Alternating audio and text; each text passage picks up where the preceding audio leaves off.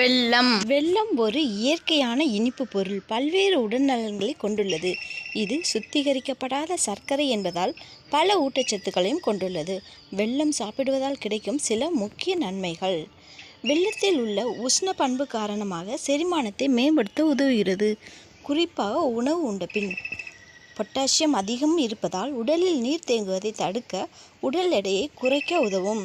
இரும்பு, magnesium, potassium மற்றும் வைட்டமின்கள் போன்ற அத்தியாவசிய ஊட்டச்சத்துக்கள் வெல்லத்தில் நிறைந்துள்ளன. வெல்லத்தில் ஆன்டி ஆக்சிடென்ட்கள் இருப்பதால் உடலுக்கு தீங்கு விளைவிக்கும் ஃப்ரீ ரேடிக்கல்களிடமிருந்து உடலை பாதுகாக்கிறது.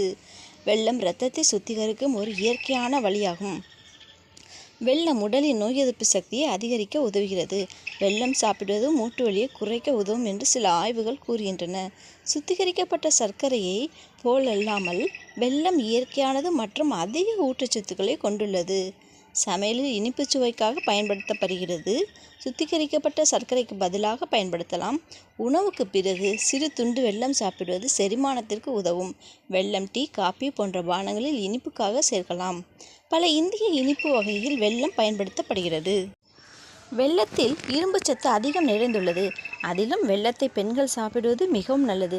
மேலும் இதனை சாப்பிட்டால் உடலில் உள்ள இரத்தத்தின் அளவு அதிகரித்து ஞாபக மறதியை தடுக்கலாம். சித்த மருத்துவத்தில் சில வியாதிகளுக்கு மருந்து தயாரிக்க வெல்லத்தை பயன்படுத்துகிறார்கள். ஒவ்வாமையால் ஏற்படும் ஆஸ்துமா நோய்க்கு வெல்லம் ஒரு வரப்பிரசாதம். வெல்லம் ஒரு ஆன்டி அலர்ஜிக் என்று பலருக்கு தெரியவில்லை.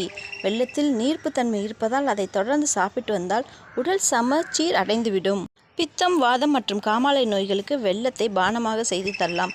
வெல்லம் மற்றும் பனை வெல்லத்தில் இரும்புச்சத்தும் கால்சியமும் அதிகமாக உள்ளது. சர்க்கரை தயாரிப்பின் போது அதை வெண்மையாக்குவதற்காக அதில் சில ரசாயனங்களை சேர்ப்பதால் இரும்புச்சத்து அளிக்கப்படுகிறது. வெல்ல தயாரிப்பில் அந்த இழப்பு ஏற்படுவதில்லை.